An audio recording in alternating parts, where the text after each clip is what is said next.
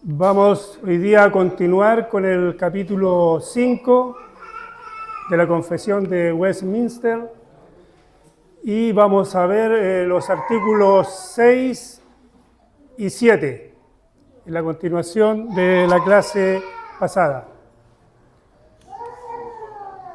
Y vamos a leer en forma conjunta lo que dice el artículo número 6.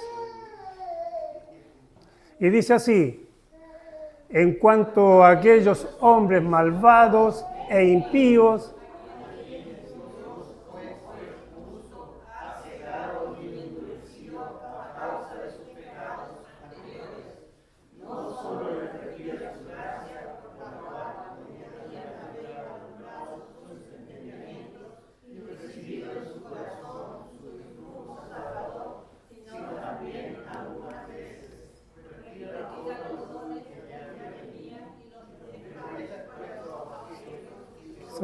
de pecado, debido a la corrupción humana, y a la vez les entrega a sus propias concupiscencias.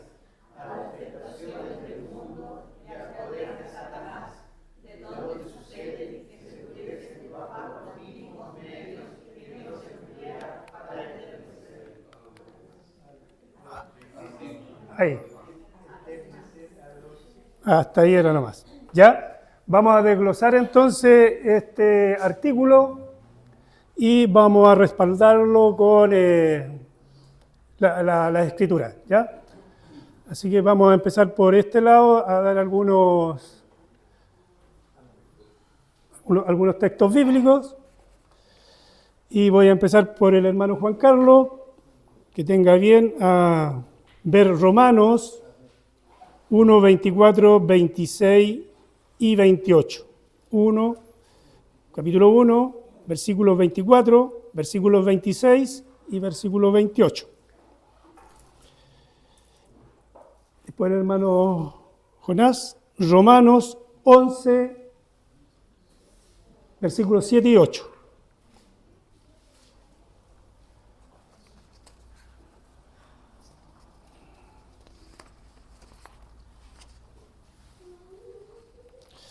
Y el respaldo, esto es el primer punto del artículo 6, en la cual dice: en cuanto a aquellos hombres malvados e impíos, a quienes Dios, como juez justo, ha cegado y endurecido a causa de sus pecados anteriores. Hermano Juan Carlos.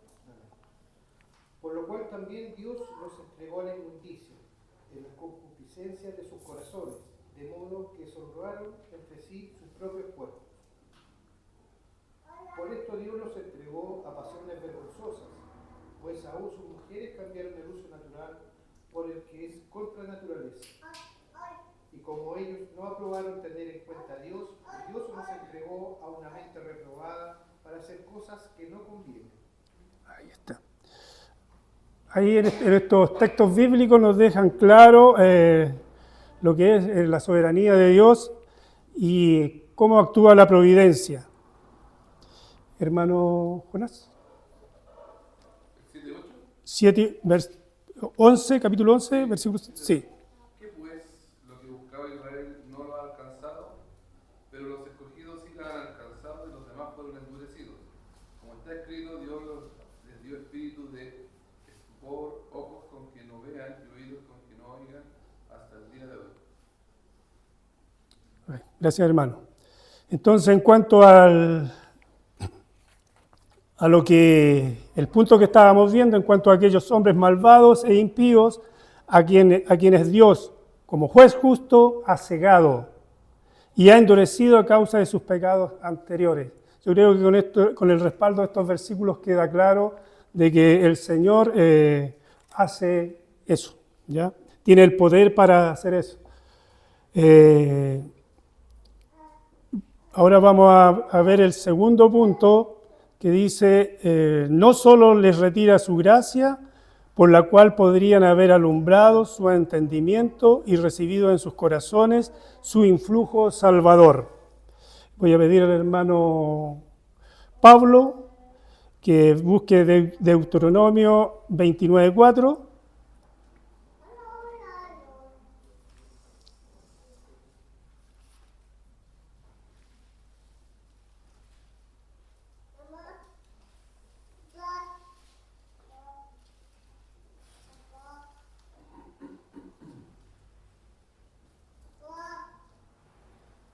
¿Sí? Por favor.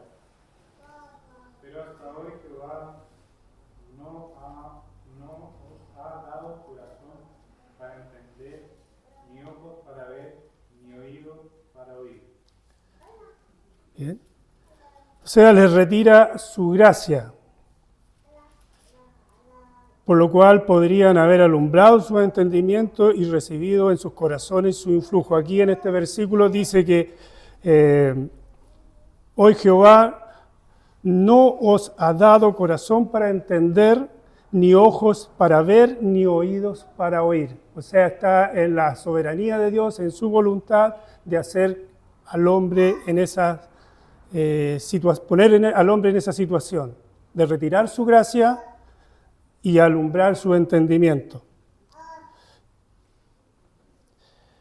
El tercer punto que vamos a analizar de este artículo es, sino también algunas veces retira los dones que ya tenían.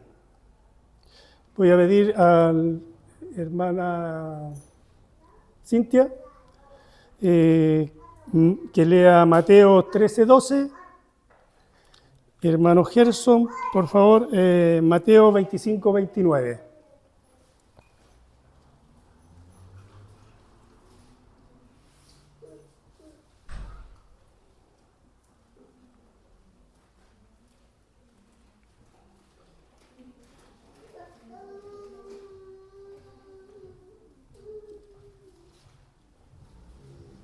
Sí, por favor. Porque a cualquiera que tiene se le dará y tendrá más, pero al que no tiene, aún lo que tiene le será quitado. Hermano Gerson.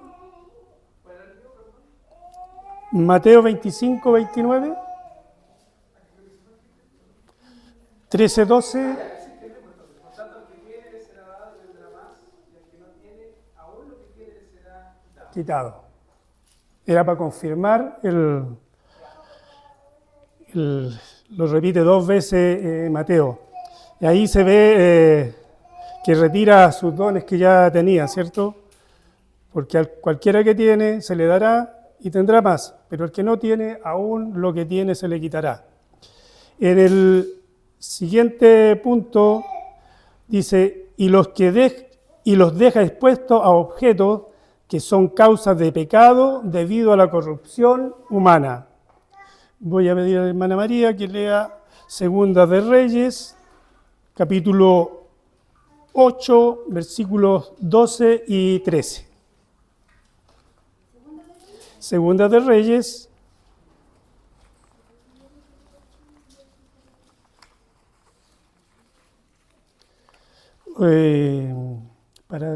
¿lo tiene?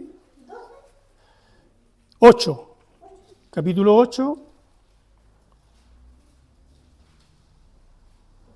versículos 12 y 13.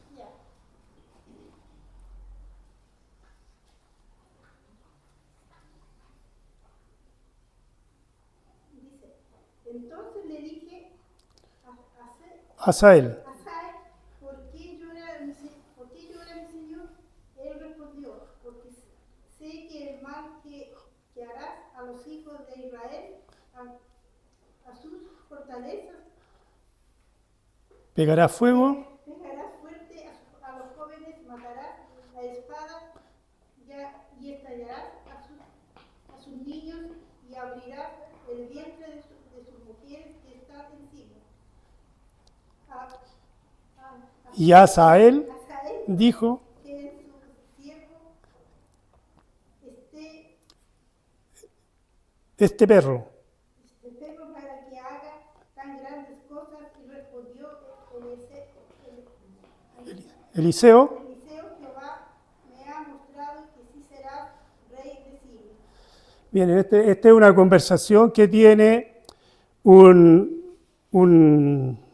hombre que es de nombre Asael con Eliseo. Eliseo sabemos que en Jueces era uno de los profetas y era poderoso en el Señor. Entonces le dijo a Asael, ¿por qué llora mi Señor? Y él respondió, porque sé el mal que le harás a los hijos de Israel. A sus fortalezas pegarás fuego, a sus jóvenes matarás a espada, y estrellarás a sus niños, y abrirás el vientre a sus mujeres que estén encintas. Hazael dijo, pues, ¿qué es tu siervo, este perro, para que haga tan grandes cosas? Y respondió Eliseo, Jehová me ha mostrado que tú serás el rey de Siria. Sabemos el poder que tenía Siria en ese momento. Y cómo expone, por causa de pecados del pueblo, levanta gente que no era nada, en este caso Hazael, y fue rey de Siria. Hermano, Hermano, tengo una duda en los versículos anteriores, porque en Romanos 11:29 dice, porque irrevocables son los dones y el llamamiento de Dios. ¿cómo? En la versión Valera, ¿Ya? cuando hablamos de retirar o poner, me causa una duda, por eso ¿Ya? Romanos 11:29 dice, porque irrevocables son los dones y el llamamiento de Dios. Revocable, irrevocable, O sea, que no se quita. eso no entiendo por qué. Hermano, Sí, porque está haciendo Romanos 11, Pablo está trabajando la lógica de Israel étnico y el Israel bíblico, o el Israel cristocéntrico, o cristológico. Entonces, él está haciendo referencia a Israel étnico, y por causa del pecado y la dureza del corazón, ellos no alcanzaron o no recibieron lo que le corresponde al Israel, correcto. Por lo tanto, cuando Pablo está alimentando eso, él está hablando del verdadero Israel. El verdadero Israel no es el Israel que se circuncida, no es el que nace en cierto territorio, sino que el verdadero Israel que tiene fe en Cristo. Y esos son los verdaderos llamados, y esos son el verdadero pueblo de Dios. Y a ellos, nosotros tenemos que son irrevocables sus dones y su llamado. Porque este es un número que está cierto con esta confesión que no cambia. En ellos no hay variación. Sin embargo, lo que está hablando la confesión acá es que Dios en su soberanía, en su providencia, él igual provee de cierta forma ciertas virtudes o instancias a los incrédulos. En este caso, dones o manifestaciones, o incluso la influencia del Espíritu Santo. No es la influencia de que lo hace convertirse, sino que es la influencia que lo hace no ser tan malo. Gracia común. La gracia común. Nosotros creemos que el Espíritu Santo refrena la maldad. Entonces, por eso nosotros vemos incluso que personas incrédulas o no creyentes o derechamente satánicas hacen cosas milagrosas incluso. Nosotros creemos que Dios en su soberanía también permite eso. Pero no es que ellos tengan un poder, sino que Dios les permite. En cualquier momento se los puede evitar también. Entonces, en ese sentido, está esta idea de que el llamado de Dios es irrevocable a sus escogidos. Los dones son irrevocables en sus escogidos. Sin embargo, los que no conocen al Señor, los que han rechazado a Dios, Dios también provee ciertas cosas, pero en cierto momento los puede evitar. gracias, hermano. Ahí está claro. Ahí veíamos que Hazael no era del pueblo de Israel. La Biblia también menciona muchos casos de reyes o personajes que eran malos, pero que Dios los usó para ciertos propósitos. Como por ejemplo, Nabucodonosor. Nabucodonosor, Ciro también. Entonces, no es que ellos hayan sido hijos de Dios, pero eran instrumentos de Dios. Y Dios les dio una facultad en cierto momento para un propósito y después retiró eso. Ahí está la diferencia. Gracias, hermano. Yo creo que está clarito ahí.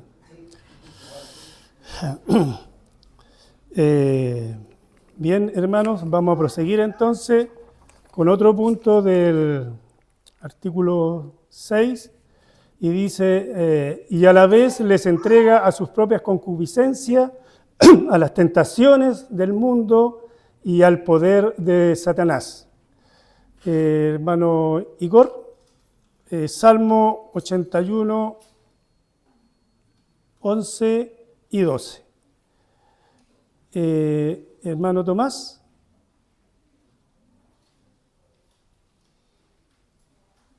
Segunda de Tesalonicense 2, 10 y 12. ¿Sí? Salmo 81:11 dice, pero mi pueblo no oyó mi voz, Israel no me quiso a mí. Los dejé, por tanto, a la dureza de su corazón, caminaron en sus propios consejos. Gracias, hermano. ¿Tomás? Con todo engaño de iniquidad para los que se pierden, por cuanto no recibieron el amor de la verdad para ser salvos, a fin de que sean condenados todos los que no creyeron a la verdad, no sin complacieron en justicia. Gracias, hermano. Aquí estos versículos respaldan muy claramente a lo que dice este punto y a la vez les entrega a sus propias concupiscencias, a las tentaciones del mundo y al poder de Satanás. En el punto siguiente dice, de donde sucede que se endurece, de donde sucede que se endurecen bajo los mismos medios que Dios emplea para enternecer a los demás. Y esto está, hermano, ¿usted puede leer? Éxodo 8, versículo 15 y el versículo 32. Hermano José, segunda de Corintios,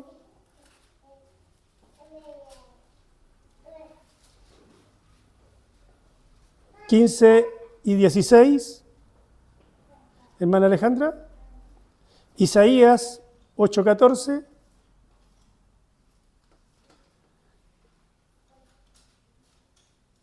hermano...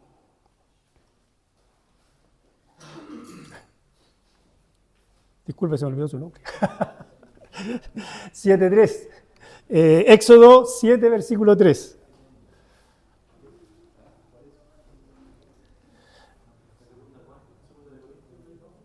Capítulo 2, 15, 16.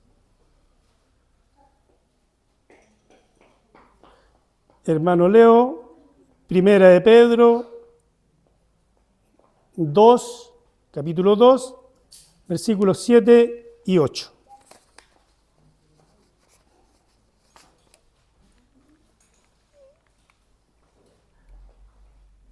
¿Ya? Adelante. Pero oyendo Faraón que les había dado reposo, endureció su corazón y no los escuchó, como Jehová lo había dicho. ¿Sí? Dice, pero Faraón endureció su corazón también esta vez y no dejó salir al pueblo. Gracias, hermano.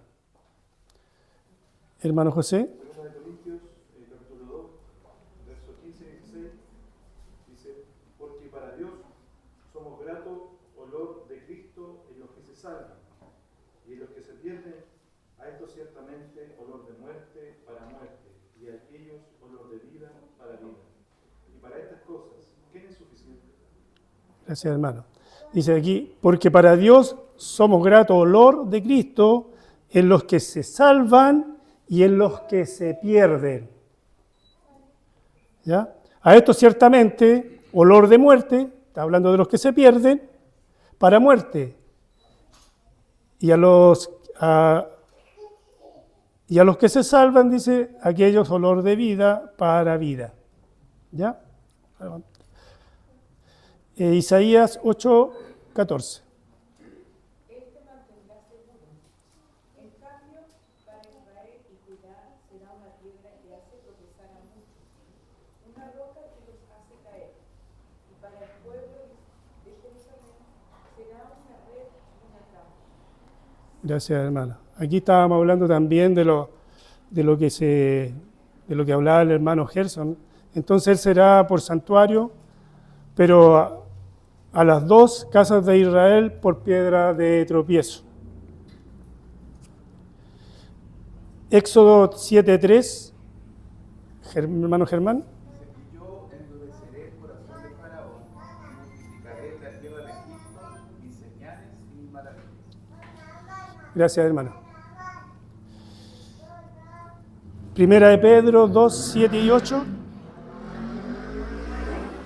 Primera de Pedro 2, 7 y 8. Para vosotros, para los que creáis en él, es precioso.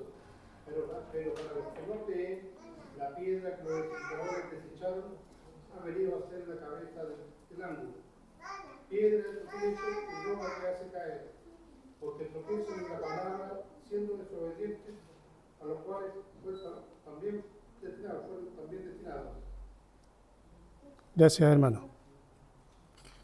Bien, ahí da las explicaciones en estos versículos en la cual todo lo que sucede endurecen bajo los mismos medios que Dios emplea para enternecer como para endurecer. ¿Ya? Estamos hablando de los medios de la providencia. Vamos a pasar ahora al artículo, disculpe hermano, se me había quedado pegado, el artículo 7, en la cual lo vamos a leer en conjunto, es cortito, y dice así: así como la providencia de Dios alcanza en general a todas las criaturas, así también de un modo especial cuida a su iglesia y dispone todas las cosas para el bien de ella. ¿Ya? Voy a leer yo Amós del 9, capítulo 9, para que busquen en sus Biblias, si es que me equivoco me corrigen, versículos 8 y 9. Y dice así: he aquí los ojos de Jehová, el Señor, están contra el reino pecador, y yo lo asolaré de la faz de la tierra, mas no destruirá del todo la casa de Jacob, dice Jehová. Porque he aquí yo mandaré y haré que la casa de Israel sea zarandeada entre todas las naciones, como se zarandea el grano en una criba, y no cae un granito en la tierra. Y Romanos 8:28 dice: y sabemos que a los que aman a Dios, todas las cosas le ayudan a bien. Esto es, a los que conforme a sus propósitos son llamados. Aquí cuida a la iglesia, a pesar de que iba a castigar al pueblo de Israel, a la casa de Jacob, él en la criba es como un arnero. Los zarandeó a todos, pero de los que zarandeó no cayó ninguno. ¿Ya? Entonces, emplea el cuidado a los que escoge, a pesar de que son pecadores y cometen pecado. ¿Ya? Hasta ahí se termina aquí la confesión de Westminster en lo que es de la providencia de Dios. Y traje unos puntos acá para ver qué enseñanza nos deja en cuanto a lo que hemos estudiado en la clase anterior y esta. Y un primer punto dice: Dios controla el universo, nada sucede al azar, tampoco sucede nada según el destino. Ese es el punto 1. Punto 2 dice: la soberanía absoluta de Dios no destruye la integridad de la libertad del hombre. El punto 3 dice: no niega las operaciones de causas secundarias. Dios tiene la libertad de pasar por encima de estas leyes o causas cuando así lo desea. Dios ordenó hasta la caída del hombre sin haber hecho por sí mismo ningún mal. La soberanía de Dios se extiende a la operación interna del corazón del hombre, tanto del hombre salvo como el no salvo, sin participar en el pecado. También anoté acá que hay 3 objeciones en cuanto a la soberanía de Dios que surgen en los corazones de los hombres. Y una de ellas es: si Dios controla todo, entonces yo no soy responsable por lo que hago. Ahí doy opiniones, si quieren opinar ahí, ¿qué opinan de esto? ¿Es verdad o no es verdad? Si Dios controla todo, entonces yo no soy responsable por lo que hago.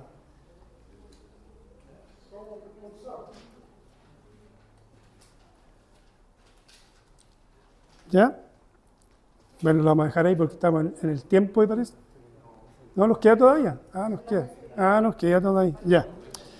Respuesta a esto, yo hice un resumen, ¿no? Dice, esta se basa en la suposición de que cuando Dios controla las acciones humanas, nos hace cumplir su voluntad a la fuerza, aunque no queramos. Y eso no es verdad, ¿cierto? Porque si Dios controla todo, nos controlaría nuestra voluntad. Si Dios me forzara a pecar contra mi voluntad, entonces Él sería responsable de mi pecado y no yo. Según la Biblia dice, nosotros somos culpables de nuestros pecados porque hacemos nuestra propia voluntad. Nos repite la Escritura en todo momento. Nosotros hacemos nuestra propia voluntad, aunque Dios tenga la soberanía de nosotros. Dios no nos dice que pequemos, pero nosotros pecamos. La Biblia es constante en eso, dice que el pecado es enemigo, es nuestro enemigo. El poder del pecado nos esclavizó, nos tuvo esclavos, pero con Cristo, al conocer a Cristo, ya somos libertados del pecado, ya somos libres del pecado. Por lo tanto, si somos libres del pecado, podemos tomar nuestras decisiones, ¿ya? Por lo tanto, esa objeción no es válida. Otra objeción más que hay dice, si Dios controla todo, entonces las cosas saldrán igual sin importar lo que yo haga. Otra objeción que también es falsa.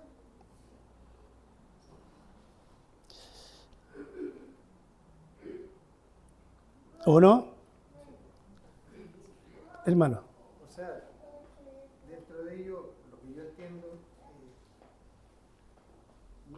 Dios podría dejar de utilizarme a mí, por poner un ejemplo, pero el propósito de Dios va a ser cumplido por otra persona, por otra cosa, pero lo que Dios ya tiene destinado se va a cumplir. La diferencia es que yo no voy a ser partícipe. Eso es lo que yo creo, lo que pienso. Pero usted dice entonces que por esa razón no lo hace culpable, porque ahí estamos hablando de la... Yo soy responsable de todo, o sea... Claro, porque aquí dice, si Dios controla todo, entonces las cosas saldrán igual sin importar a lo que yo haga. ¿Hermana? Bueno, mira, yo creo que no solo para pecar, a veces pensamos así, o algunas personas, sino que también para accionar. Porque decimos, ya Dios va a tener control de todo y Él va a hacer como Él quiera. O sea, yo no hago mucho, nos ponemos un poco pasivos.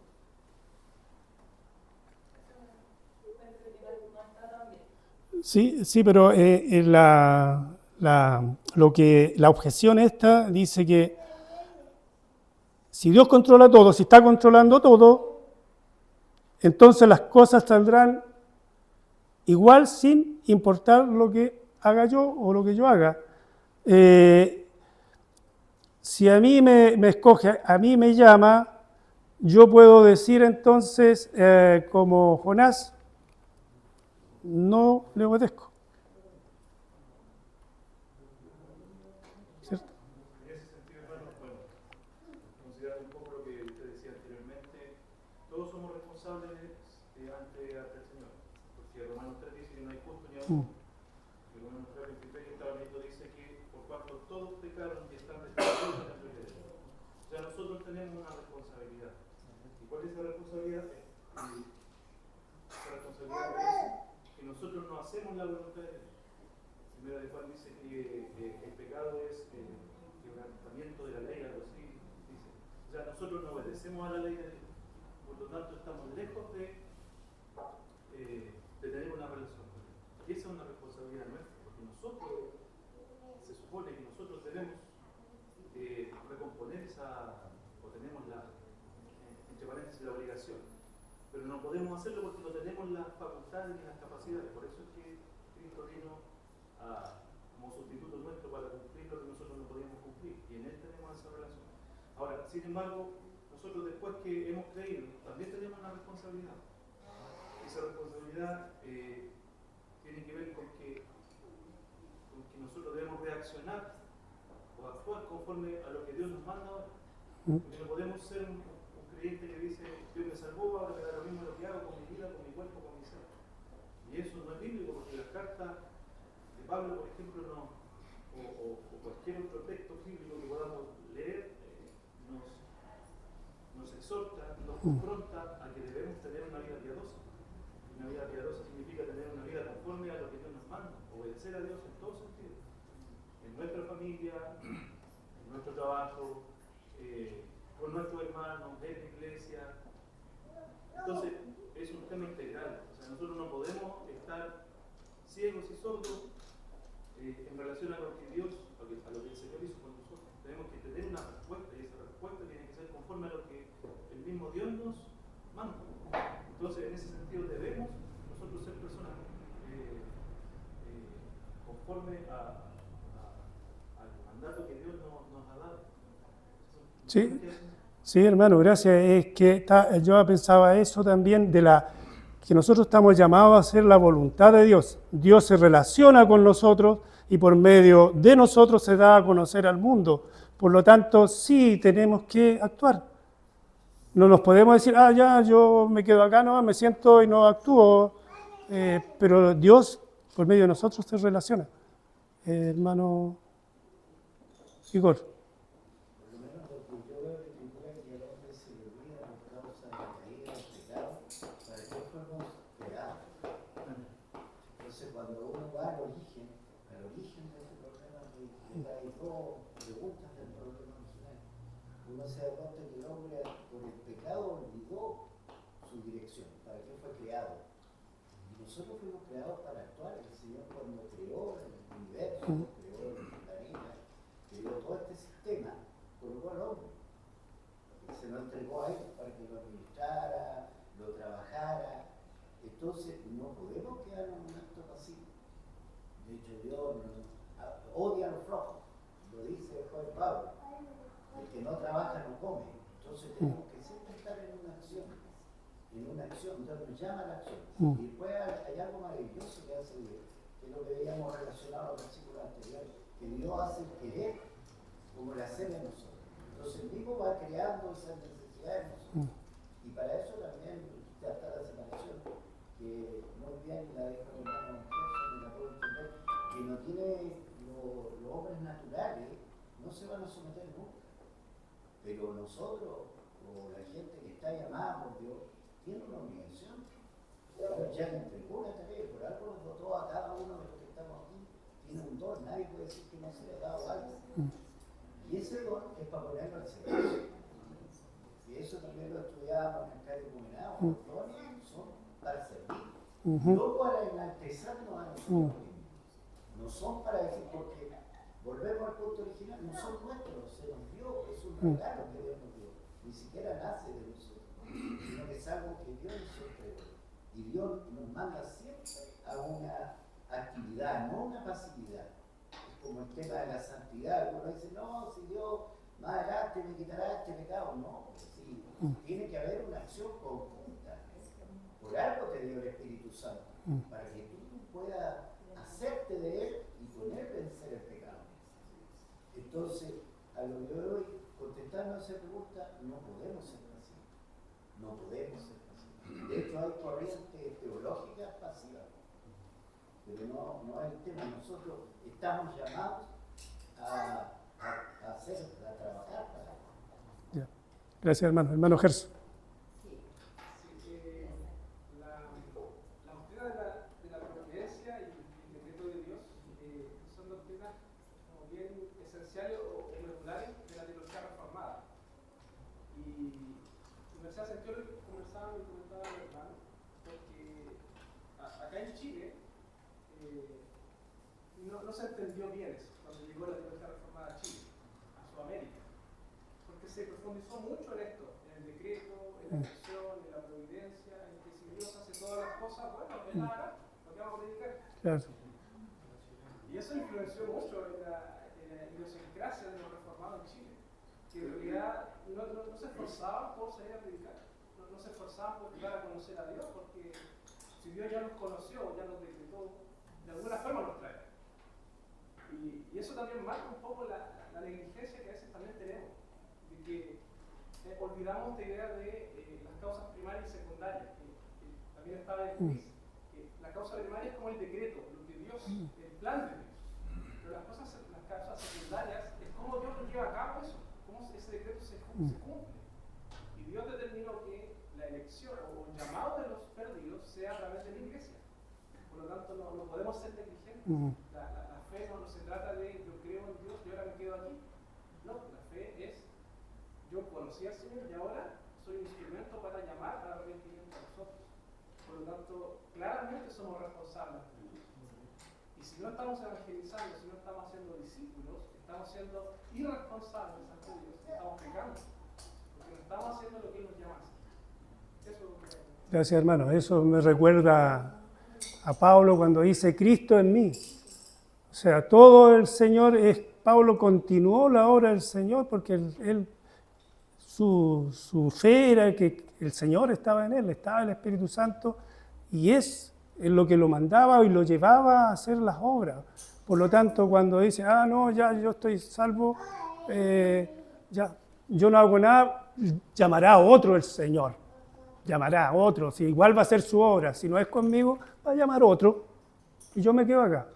Pero la idea, si tenemos a Cristo en nuestro corazón, como decimos tenerlo, significa que vamos a estar gobernados por Cristo en obediencia a Él. Entonces, gracias hermanos por... Manteniendo su idea y luchando por ello, yo creo que va directamente relacionado con la comunión que uno tenga con el Espíritu Santo. ¿Por qué? Porque si no tenemos una comunión con Él, por nuestra condición, por nuestra carne, no vamos a hacer nada. Entonces, mayor comunión, yo creo que es mayor el trabajo que uno realiza. Creo que por ahí podría ser que parte la idea de comunión con Dios. Y el Espíritu Santo, lógicamente, va a poner a nosotros ese deseo y ese anhelo de realizar las actividades. Así nos evitamos el hecho de la responsabilidad, porque si estamos en comunión con el Espíritu Santo, no va a ser una responsabilidad, va a ser un placer el poder hacer las acciones que Dios nos pide. O sea, a nosotros nos complica, creo, el hecho de caer en pecado, caer en falta o dejar de hacer lo que tenemos que hacer cuando nos alejamos y nos apartamos de la voluntad de Dios. Cuando nos alejamos o nos apartamos de la voluntad de Dios, cuando perdemos la comunión con Él. Porque nuestro anhelo, nuestro deseo primario, desde que nos levantamos, durante el día, durante la actividad, de todo lo que hagamos, tiene que ser enfocado a la gloria de Dios. Y para eso tenemos que tener una comunión de tal forma que todos veamos la presencia de Dios en las actividades que realizamos, en mi trabajo, con mi familia, con mis cercanos, al ir a comprar, porque si yo no tengo esa comunión, va a empezar a salir el hombre. Y el hombre, cuando empieza a florecer, a salir, a volver, es cuando nos empezamos a alejar. Y ahí es cuando empezamos a caer, y ahí es cuando nos empezamos a equivocar. Y al final las responsabilidades de Dios pasan a un segundo plano y pasan a ser nuestros intereses, nuestro egoísmo lo principal. Entonces me preocupo por mí y dejo lo de Dios de lado. Eso me hace caer erradamente, dejar las cosas de Dios y perder el propósito que tengo con Él. Pero eso significaría que tiene una decisión usted. Usted sabe cuál es el... Ya, entonces esa es una decisión que tiene que tomar usted. Entonces, si tomamos una decisión y sabemos la verdad, sabemos lo que tenemos que hacer, tenemos que decidir. Cuando no decidimos, es cuando caemos. ¿Sí? Hermano. Sí, solamente para ir cerrando la idea, estamos en la hora. Todas estas palabras que se nos surgen ahora, la confesión la va a ir trabajando en los próximos capítulos. Sí, estaba viendo yo. El siguiente va a hablar del pacto de Dios con el hombre. ¿Qué pasa con la voluntad del hombre? Entonces, esa se va a ir aclarando. Ahora lo que estamos viendo es la voluntad de Dios, cómo Dios hace las cosas, y ese es uno de los dogmas. Claro. Y ahora después en las próximas clases vamos a ver eso, el libre albedrío. Correcto. Y cómo yo respondo a Dios. Ese mismo libre albedrío el que tiene un no creyente y el que tiene un creyente. Todas esas cositas las vamos a ver. Gracias, hermano. Y el último punto, que es más largo, lo vamos a dejar nomás planteado por el tiempo. Y dice, si Dios controla todo, entonces él debe ser el autor del pecado. Y esta es una de las objeciones más complicadas que hay, ¿cierto? Más complicada. Así que se lo voy a dejar el tema para estudio. No sé si quiere alguien profundizar más. Yo traté de profundizar, pero es bien amplio, hermano. Sí, la misma escritura habla de que Dios no es el autor del pecado. Yo creo que Santiago, vamos a hacer esa idea, lo que hace es que el ser humano es autor del pecado al seguir su propia concupiscencia. Lo que hace Dios muchas veces es refrenar esa concupiscencia a fin de que el ser humano no manifieste todo su potencial pecaminoso. Y eso es lo que nosotros vemos con Faraón. Faraón en sí era malo. Él podría haber matado a todos los israelitas apenas Moisés le dijo que se quería ir.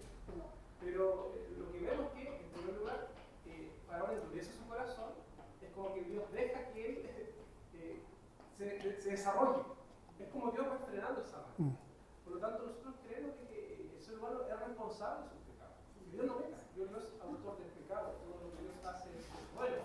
Él en sí es bueno, en él está la bondad.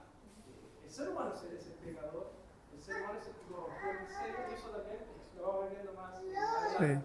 Pero para que nos quedemos con esta idea de que Dios no es el autor del pecado. O sea, no podemos echarle la culpa a nosotros a Dios de que yo pequé porque Dios así lo quiso, o es la voluntad de Dios que yo pecara. Sí. No, yo soy responsable. Yo me auto eso. Gracias, hermano. Sí, es bastante extenso porque ahí va lo que se basa esto del pecado. Dice, si Dios es el creador de todo, de lo existente, el pecado existente, por ende, tendría que ser el creador del pecado. Pero las escrituras dicen otra cosa. Dicen que el pecado entra al hombre por la desobediencia. Nos dice que Dios creó el pecado y se lo entregó al hombre. Por la desobediencia entró el pecado al mundo. Y si vemos más atrás, que no tenemos mucha escritura en eso, fue Satanás el que hizo llegar el pecado al mundo, hermano. Para ir leyendo ese versículo, para Santiago 1 es el versículo 13. Que nadie al ser tentado diga que Dios le tienta, porque Dios no puede ser tentado por el mal ni tampoco tienta a nadie. Todo lo contrario, cada uno es tentado cuando sus propios malos deseos lo arrastran y se usan. Versión en el... Sí, la otra dice, por la concupiscencia del corazón del hombre. El pecado está ahí en el hombre. Correcto. En sus deseos corrompidos. Gracias, hermano. Bien, hermanos, vamos a terminar esto con una oración. Le voy a pedir al hermano Gerson, por favor, que ore por este estudio. Oremos. Señor, te damos las gracias por esta clase, porque nos has permitido a través de tu escritura, Señor, poder conocerte un poco más, poder acercarnos a tu verdad, a tu revelación y ver cómo es tu carácter, Señor, cómo tú trabajas en la historia. Te damos las gracias por este momento, pedimos tu bendición, tu guía, que tú sigas bendiciendo a cada uno de nosotros, a nuestro hermano que hizo la clase, a los que estuvimos escuchando, que tú sigas trabajando en nuestros corazones, Señor. Que podamos quedarnos con esta idea, Señor, que somos responsables, que no podemos ser negligentes, que no podemos excusarnos de que tú eres el que nos hace pecar. Nosotros somos responsables ante ti. Y ahora como hijos tuyos tenemos también responsabilidades que cumplir como iglesia, como ministros de reconciliación, Señor. Ser agentes del Evangelio y hacer discípulos, Señor. Por tanto, no podemos conformarnos en que tú has hecho y decretado todas las cosas, sino que también podamos entender de que somos un medio por el cual tú haces y cumples tus decretos. Te agradecemos por esto y te lo digo en tu bendición. En el nombre de Jesucristo oramos. Amén. Amén.